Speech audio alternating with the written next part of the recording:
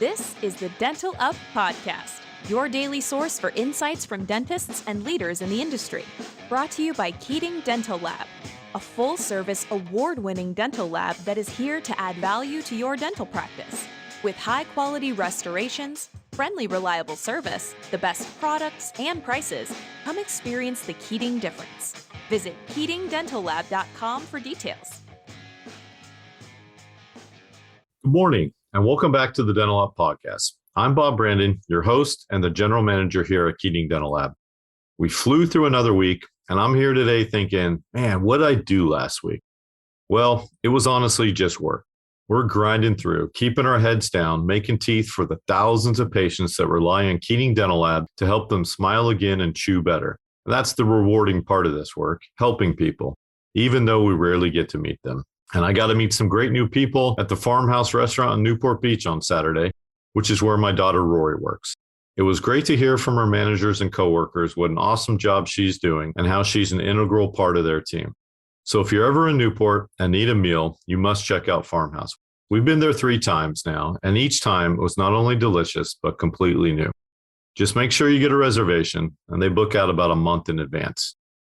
So the 3 freshman class officers just finished up summer school at Mater Dei, and these boys all did it to get ahead. Their work ethic and maturity is really impressive, and they each have lofty goals. President Owen will one day be a starting left tackle at Ohio State and a future NFL pro in the lines of Tony Boselli or Matt Khalil. Senator Evan is destined for Harvard, where he will thoroughly confuse the New Englanders with a seriously legit Boston accent, and will one day run the Harvard Lampoon and Saturday Night Live. Senator Griffin, his goal is Stanford and a soccer scholarship. And he'll get there because he works his butt off in the classroom and he plays a very clean game on the field, in addition to winning everything a 14-year-old player could possibly win. Well, today's guest is Dr. Cheatham Chetty, president of the Southern California chapter of the AGD and the owner of Eagle Rock Dentistry right here in Los Angeles, California. Dr. Chetty is a second-generation dentist, joining his father after graduating from the University of Southern California School of Dentistry in 2000. He was mentored and learned, and then took Eagle Rock in a new modern direction. In this 2-part podcast, we'll hear his unique journey as he shares the steps he took to create a thriving 4-doctor practice in one of the most competitive markets in the country. We will also discuss the role the Academy of General Dentistry plays in helping dentists achieve their professional goals and ultimately personal success. So today we'll hear part 1 with Dr. Chetty. Enjoy. Good morning, Dr. Chetty. Thank you so much for sharing your time with us today, and welcome to the Dental Up Podcast. Morning, Bob. Thank you so much for having me. It's an honor to be here. Well, this is going to be great. Our audience today is going to learn from a truly wonderful educator. You're really, high up and advanced with the AGD, which is a key organization for our company. And I really look forward to this today. Thank you. Thank you again. So let's start. Where did you go to dental school? How did you first become interested in dentistry? And when did you graduate? It's weird. So I grew up in a dental family. My dad's a dentist. So I grew up with dentistry my whole life. That's awesome. Instead of sleeping until 1 p.m., my dad would grab me during the summer and make me come to work with him. So I learned a lot about running a small business and what it took early on. So that was my first introduction to dentistry, but I never really actually thought that I wanted to go into dentistry for a long time, and nor did my dad force me. But somewhere in the middle of college, I was always going to do something medical, like medical school or something along those lines. Science-based. Yeah, right. And but then somewhere along the line, it just hit me one day, and I was like, wow, maybe I should think about dentistry. And I say this whenever I have the opportunity to go speak at like my children's like career days and things like that. But dentistry is interesting in that it fills a lot of different passions for people, and that's the way I look at it. Because when you say, oh, I'm a dentist, people's first response is, how do you work in people's mouths all day? That right. sort of thing. And it's funny because that's almost like just a small part of what we do. And so when I talk to kids about like, why you should consider dentistry, this is kind of the thought process I went through when I was making that decision. And, it's because dentistry is not just working on people's teeth. It gives me the opportunity, one, to work with my hands, which I love. And it allows me to interact with people and be social. And that's like my favorite thing, is to spend time with my patients. I oftentimes will get the evil eye from my team or my hygienist while I'm having a conversation about, I don't know, God knows what, and making everybody else late. But it's important because at this point, these patients are like my friends. We spend, I see probably more often than I see with my family, twice a year. So, so it's, to me, it's all about relationships. And that was one of my favorite things about being a dentist. And then the third thing was that I get to run my own business. And those are things that you don't necessarily get in other professions. And so sometimes when we're looking for professions, we keep thinking about like the profession itself instead of all the little things that make that profession, something special for you. And that's where I think dentistry was so great for me, is that, yeah, like I had the advantage of my dad being there and being able to walk into something that was set, which, definitely was a huge, very large part of my decision. But at the same time, it fulfilled a lot of things that I wanted to accomplish in my life and allowed me to, have the kind of lifestyle that I wanted. And what I mean by that is I have, my sister's a doctor. I have a lot of doctors in my family, and as well as friends. And I see the kind of sacrifices they make. I see the kind of, things that they had to do. And when it came down to it, I realized, like, I don't think that I wanted to do that. I wanted to, one, have a little bit more control of my career trajectory, but also I wanted to be done at 6 or whatever time I wanted to be done at. And that's not always easy when you're going the other route. And I have a tremendous amount of respect for medicine and for doctors, because the things that they do, the level of sacrifice they make, I think that it's only suited for certain people. And I was lucky enough to kind of figure that out early, that dentistry kind of fulfilled the needs that I wanted in the way that I wanted early on. You presented a beautiful overall picture of the profession of dentistry and some of the key differences between dentistry and medicine. And yeah, you're right. Going back to your first statement, I mean, the public only, they have a very small and limited perception of what you dentists, what you guys as dentists do. And, it's not just about working in somebody's mouth. It's, setting up a business, it's running a business to be successful, and setting a schedule to where you can devote enough time in your day to treat each patient as an individual, and, not as a, I'm going to use the term mill, because I know a lot of dental offices are set up to just churn patients, out. But you as a family practitioner, you guys have set your office up to really be separate from a lot of other businesses in your area of Eagle Rock.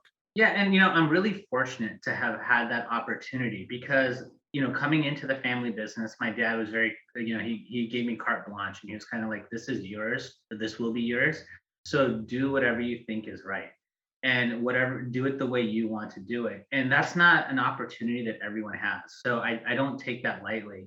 And unfortunately, there are a lot of places where, especially nowadays, as the younger dentists graduate and they have a lot more debt than we ever had to deal with, it's harder to make those decisions. It's hard sometimes to balance, doing what you feel is the right thing for you versus the thing that you have to do to get your loans paid and to maintain, your lifestyles and things like that. And so it's kind of it's a delicate balance. And I was fortunate that I didn't have to balance it in that same way that many others do. But it is something that, I think that, I brought it up in the context of medicine, but I think dentistry is kind of facing a very similar challenge as far as, like, continuing this small private practice, kind of family owned small business. And, as dentistry becomes more complicated, as medicine and the world around us becomes more complicated, as well as insurance, it's harder to do those things. And so, like, it's kind of scary to see that, but, like,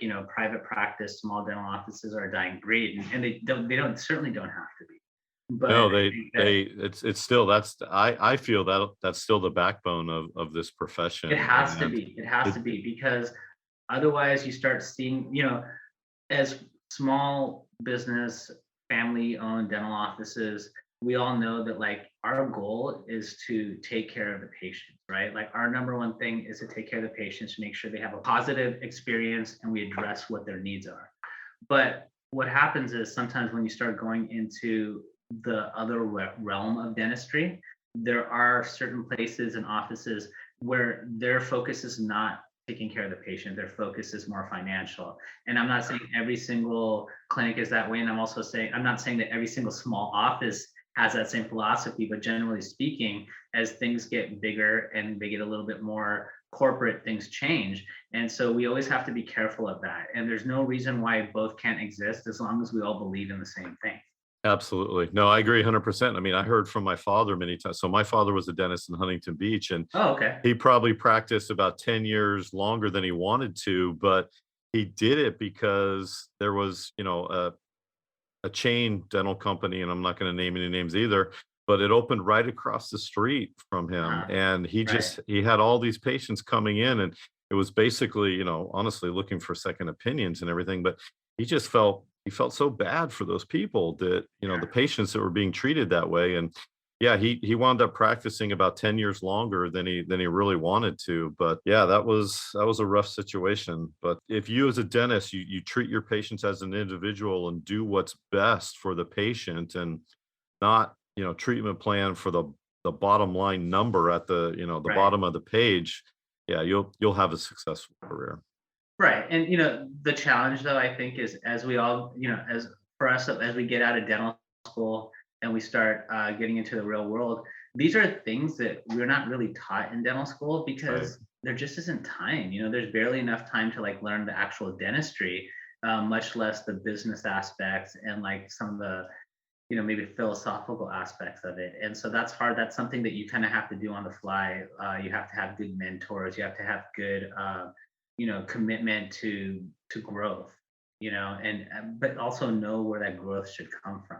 Definitely. I mean, you have to be successful enough to keep your doors open so that you can treat more patients. But there's a balance for sure. The business side, I hear this from so many young dentists too, that yeah, they don't get any advice on how to run a business in dental school, and a lot of them fortunately, do go under or have to sell the practice because they're in trouble financially. Let's go back a little bit. So where'd you go to school and when did you graduate, and what was your first job like? Did you work somewhere else before joining your father?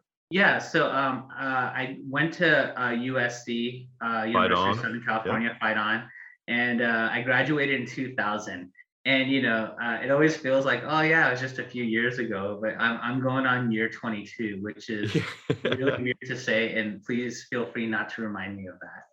No, But but 2000, you left right before Pete Carroll came on board. I know.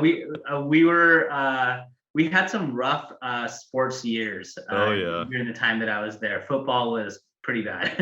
Yeah. I know. So I was disappointed. Oh, it was awesome to watch Pete Carroll. Unfortunately, I wouldn't get to benefit from all the excitement that was there during that time. So after I graduated, I did start working with my dad, but I only worked part time because I really did want, and this was on his own, my father's own encouragement, was to experience other dental That's offices fantastic because advice. as we all know, each and every dental office is so different from what you think is the norm.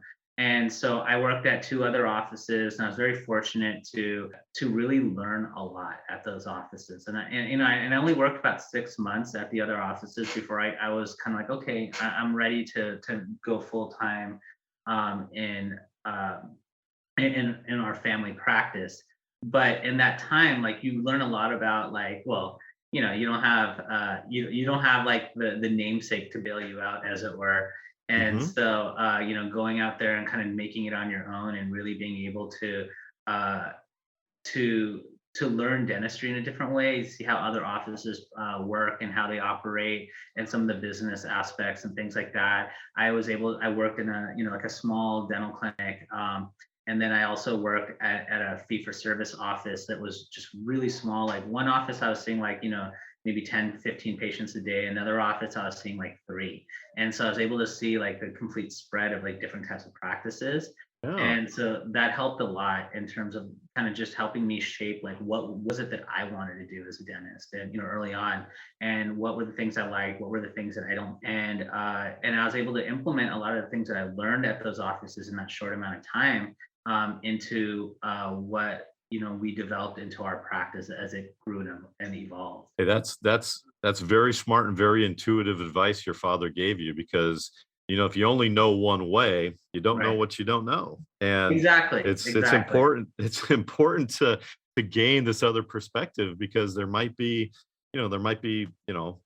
different ways to treat patients, might be different ways to set up the front office and everything. And yeah, no, that's great advice. And obviously, you were able to take some of that and incorporate it and now make it your own. And I love that. That's awesome. Yeah, it was great.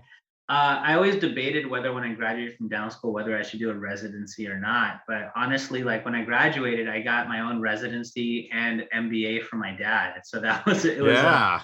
it was pretty much it was a little bit of school of hard knocks, but I learned a lot. And really I attribute a lot of my success and a lot of the things that I learned about how to take care of patients and manage practice and take care of our dental team from him.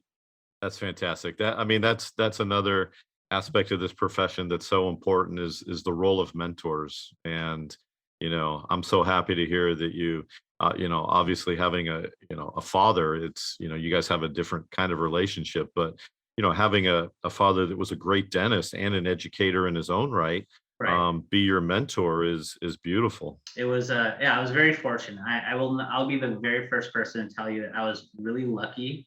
And if you call it spoiled or entitled, I'll take it, because that you got to take advantage of the opportunities that you're given. And I was very fortunate to have a wonderful opportunity right in front of me. So it was up to me to take the 100% advantage of that.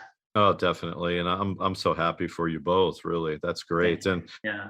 And so tell us how the practice has evolved since you've taken over. And I know you have a couple other associates, because I see their names Right. on the scripts and everything. Tell us how many associate dentists you have, how many hygienists. Tell us about the type of technology you've incorporated into your practice recently. Yeah, it's the practice has really evolved over these last 20 years. And like I was telling you, my dad kind of gave me carte blanche for the way I wanted to practice dentistry. And it was sort of ingenious and devious, because he was very much like, all right, well, come on in, do everything that you want to do. I'm not going to say anything, just do it the way you feel is right. And so I went about thinking that I knew, okay, I'm going to do it this way and I know better and this and that. And so he would let me do the things that I want to do, whether it was like the way I, kind of handled staff, or the way I, like wanted to do a procedure or whatever. And then after I fell on my face, he'd be like, okay, are you ready for me to show you how I do it? And so, so again, School of Hard Knocks, Uh-huh. Yeah. he's a old school immigrant parent, and so it was really good, but amazing mentorships that allowed me to really see both sides and understand why, like, things have evolved to work the way they work. And so that doesn't mean that you can't push to make changes or improve, but it doesn't always have to be changed just because you want to change it, if that makes sense. And It so absolutely does. Yeah. right. And so sometimes, again, like you mentioned earlier, you don't know what you don't know. And that whole process, that first 5 years of my career, was very much learning the things that I didn't know. And so, we And started and we out. learn and we learn by failure, and the Oh, truly smart no question. individuals learn after the first failure. So, Right, right. my Yeah. hats off to you for that. That's Yeah. Well, excellent. I don't think I learned after the first failure, so I'm not that level of individual. But I learned. I definitely learned. But Um, your father saw it, and he could step in. So that's exactly. Yeah, so we started out. My dad's got, he's had a small practice, so it was just him, and he had 4 chairs, and he would handle the whole thing from start to finish. And we had a pretty standard dental office, but we saw HMO, Dentical, the whole deal. And so then when I came on, I continued on with that, and we did that sort of dentistry for a long time, like maybe 10 years. And then at a point we were like, okay, well, we're starting to really grow. And at that time, it was my dad, his assistant, and then one person in the front. And then of course, when I came on, we hired another assistant. And so then it was 2 assistants plus one person in the front. And as we continued to grow and our needs increased, and we had 2 people in the front and so on and so forth. But at a certain point, we just realized, things are changing. The type of dentistry that we want to do is no longer available with like, the insurances and things like that. And we felt like it was time to start making some changes. And so we very slowly started going into kind of evolving our practice. And part of that included hiring a dental consulting company and kind of working out where to, like long-term planning, where my dad sees himself, where he feels like it's time to walk away, what I wanted out of the practice, my visions into what this practice is going to become and how to make that transition. So we started that, maybe like 2012, something like that. And so we started kind of going in that direction. So eventually part of that was hiring a hygienist. So up until that point we were doing all of our hygiene ourselves. Oh, wow. And it was old school, bread and butter dental practice. Yeah. And so then once we did that, then we were able to kind of grow and do some more of the stuff that we wanted to do. My dad has always been a huge proponent of continuing education. He would drag me to the continuing education, even though I didn't want to go on my days off, because it was that important. And those things are the things that, really changed my career and set my, early on. My dad was involved in the Stewart Study Club, which is like a nathology study club, which really focuses on Charles Stewart. Yeah. Yeah. Oh, okay. Oh, yeah. and so it was eye-opening. There's a bunch of these, older dentists that understood dentistry at a level where it was an art and not a science. And it was just amazing. And the things that I learned to this day, like, served me so well. And so I did that for many years. And, I just go with my dad and I learned a lot of things about, occlusion and full mouth rehab and things like that. And then later on, we joined the USDI, US Dental Institute, and got a certificate in doing ortho. And that was, I realized, is my passion, and I love doing ortho. And I just kind of continued from there. As we mentioned, my dad was also he was an officer and a board member at the Southern California Academy of General Dentistry. And so he invited me to come on, and I started getting involved early on in my career as well. And of course, one of the big tenets of AGD is education. And so I think, like we need like whatever, 20 hours. I don't even know what the minimum CE in California is, but I was on the regular, I was doing like 200 hours of CE a year. Wow. And I was not the best student, and I was never like someone that was passionate in that way.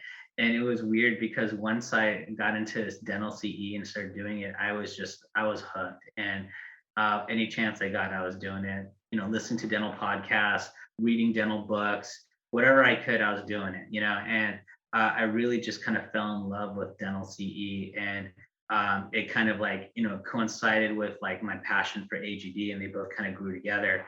And it's been, those are the things that really kind of shape the growth of my career, but also the evolution of our practice. And then getting back to your original question, I think the tipping point or turning point for our practice was once we incorporated CEREC into our office. Oh, cool. And as any dentist that's incorporated CEREC into their office knows, it's a very large paradigm shift in your office. It is. The way you operate, the way you work on your schedule, the way you look at things. Scheduling. Yeah. It changes a lot, and it forces you to become much more exacting at what you do. And I know the lab guys always appreciate this because, we're always good at blaming the lab when something doesn't go wrong. But then when you end up making the crowns yourself, you realize it was a lot of that stuff was your fault to start with. And so you end up becoming a much better dentist much quicker. The incorporation of this technology into the practice, first of all, patients absolutely loved it. They were just blown away.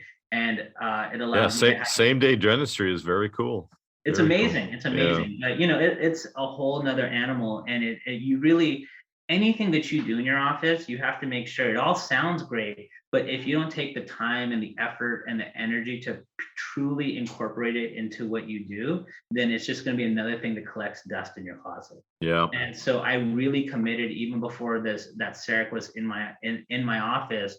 I had already I think I enrolled in the programs, and I had already done, at least 30 hours or 40 hours of CE just trying to get ready for this. That's so important because then it becomes a $125,000 boat anchor in your office. And Exactly, yeah, exactly, and we've heard it, right? And yep, so, oftentimes I say, it's never the hammer, it's the person swinging it, mhm, and so it's really important because we have a lot of great tools, but it's really about how good you are at utilizing that tool and implementing it in what you're trying to accomplish. And not everything is for everybody, but you have to understand what works for you and what works well in your hands. And so I was determined to make sure that CEREC machine was going to work with me beautifully. And it was truly a turning point for us because I really looked at dentistry different. And I realized that, this is what I wanted. This is my passion, was to really have technology in my office and really incorporate like just, cutting edge dentistry in our practice. I've always been sort of a nerd. I've built my own computers and I always want the latest and greatest technology at home, but I kind of never really did that in dentistry until this happened. And once this happened, it was like, you know it was over. Any chance I got, I was trying to incorporate something new into the office. But I'm very measured, so it wasn't like I bought every little thing, but I was looking at every little thing and saying how I could incorporate it into my office. oh, that's fantastic. It is truly, it's a light bulb moment. And Yes. Mhm. once you bring the technology in and once you make the commitment to learn it and work with it and really master that craft. I mean, the prep design, very meticulous prep Yes. designs, and Mhm. not every prep works with the mill and everything. But wow, that's fantastic. I'm so happy to hear that. And for the longest time, honestly, I mean, I used to view CIRAC as, I called it personally, I called it the evil empire. And I was like, man, these guys are taking business away from technicians. But Mhm. as I've gotten older, I've really embraced the overall position of CIRAC and Sirona in our market. And it's wonderful. It truly is wonderful that you can provide, that same day service, and truly wonderful. And I heard it from your own, you're in your own words a couple minutes ago, that it makes you better at your craft. And Absolutely. yeah, it's great technology, and I'm happy you did that. So, were you guys designing your own crowns, or did you delegate Yeah. that to an assistant? I no, I it's too fun for me, and like most dentists will tell you, I'm a control freak, so I kind of enjoy doing it myself, and it's not that hard. But getting back to what you're saying, it's like it's really hard to look uh, to look yourself in the mirror and recognize the mistakes you make. And Sarah kind of forces you to do that, right? Because like Yep, you're looking at it this does. 15, 17-inch screen and going, my God, who prepped this? And I was like, and you're like, oh, I prepped it. Oops. And Yeah, so it really does change the way you approach dentistry in general. And you just get that much better. And like if you're bonding restorations, you get that much better at all the fine details as opposed to just slapping some zinc phosphate in there and just cementing it. and definitely. and then like if something goes wrong, you blame the lab, right? So you just become better at so many levels. And so that really is what helped kind of take off on our growth in terms of the way I wanted to do dentistry. I think that was a point when it was kind of like, okay, we're really going to shift this practice into the kind of practice that I want it to be. Yep. And so shortly after that, we added a second hygienist, and then I brought on an associate. And we just kind of continue to grow from there. And right now, as of today, we have two hygienists. I still have two front office people, and I have four assistants, and I have four part-time associates. Oh, wow. Okay. They all come like 2 or 3 days a week. Sure. And so associates are kind of a different thing, and what I've kind of learned, and it was hard for me early on, right? Because when you bring an associate on into your office, and sorry, I know we're kind of getting into the weeds on this on everything, but Okay. All um, good. one of the things that I learned is that as you bring, like, the hardest thing for me to do was first bring on a hygienist, because all of a sudden, I mean, these patients are mine, like Yeah. I take care of them, they're my family. And so to let someone else take care of them was very difficult for me to do, because I had to trust that other person. And so I think the first thing was like letting go and hiring a hygienist, because that made a big difference in terms of me saying, okay, I trust this person, and it doesn't all have to be me or just all have to be my dad. But you know And what? If you never made that decision to let go and trust somebody else, you yourself would not have grown, with your technology and your passion. Right. And and not to get off on a sidetrack of a sidetrack of a sidetrack, but I think this is the lesson that more dentists should learn is that like you have to have a little bit of faith in your team and the people around you. Definitely. Because if you Definitely. don't, you won't grow. And if you don't grow, you will not compete with those big boys out there. And getting back to my original point is that like there is a way for private practice to be successful in a world where there's other competitors. And the way to do that is to not think of yourself as an island and not to think of yourself as, this small mom and pop place. You really need to start thinking from a more of a business perspective and really fill the needs that are already there. People are waiting, people are wanting that kind of service. All you have to do is just have a little bit of faith and trust someone else, who you've vetted to do that thing. And so when that happened for me and I allowed my hygienist in, I realized, wow, this is awesome. This is it allows us to do so much and to work in more of a kind of a team environment instead of it just being me doing everything. And so I realized, okay, bringing on an associate was the same kind of thing. You're trusting someone at an even more higher level to do things that you only trust yourself to do. And that was hard because when you bring on a dentist, especially in an office where like they've never had anyone other than, Dr. Chetty Sr. and Dr. Chetty Jr., Yeah. it's really hard. One, like, nobody trusts a new person. And there's a lot of like judgment on the new person because whatever they do is going to be completely different from the way we do things. And so there's a lot of That's getting used. especially hard in a family practice setting where Absolutely. it's Absolutely. your name, it's your father's name on the door. And yeah, I mean it Right. takes a special type of associate to step into that setting. But then you also now you're turning around and you're being the mentor for the associate. And I think that was the key was that it was hard. Like, I'll admit, like, I think that I didn't do the best job mentoring my first associate. And she was a good friend and we still are in touch, but I could have done better in terms of like working, helping her along. And so when our new associates came in, I really tried to make a concerted effort in terms of not just being their boss and being the person that judges what they do, but really educating them and mentoring them and trying as much as possible to help them be better at what they do because everyone expects them to be me and they're not me, right? And whether it's the patients or the team or whatever, like those are the expectations and it's not always fair. And so what I want to do is make sure that like, yeah, okay, I have the benefit of having 10 years, 15 years more experience than they do. And I always have to be reminded of that they don't have that experience. And so it's up to me to mentor them and teach them the things that I know and that I've learned just from experience in my education, and then kind of show them, hey, this is how I do this. This is how you make life easy. When you have this situation, this is how you communicate with the patient. Communication and how to speak to patients. That's another art that we don't ever get to learn, and it just kind of evolves. And so you got to make sure it's evolving in the right way for the new associates. Oh, And so absolutely. And it evolves every day and with every new person that sits in your chair. And sometimes it evolves, within that same procedure. absolutely, Things might not absolutely, always go right. You right, might need a root canal on this, before we seat the crown. But right. yeah, it's a challenge, and the best dentists, in my opinion, are the best communicators. Absolutely, because the reality is a patient doesn't know the difference between an A crown and a C crown, but what they do know is how you took care of them, Oh, and definitely. how like no matter how things turn out, they know how that you had their best interest in mind. Yep. And so much of that is being able to have good lines of communication with the patient. And that doesn't mean that you're always right. And it means that sometimes you have to eat crow. But they have to know that you're doing it for the right reasons and things don't always go the way you expect because it's dentistry, it's medicine, the human body, it's not always black and white.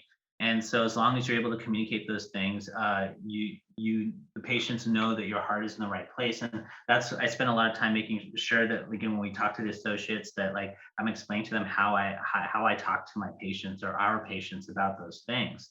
And so there is a lot of mentorship. What I realized was that I kind of love doing that. It's really a lot of fun to kind of like impart the stuff that you've learned or you've taken so much time to learn. Oh, absolutely. And that's why you're successful. I mean, taking the time to talk to each patient as an individual. And, at the end of the day, patients leave your office and they kind of, have two things in their head. They're like, number one, did he hurt me? And number two, how did he treat me? How did he or she treat me? And, Right.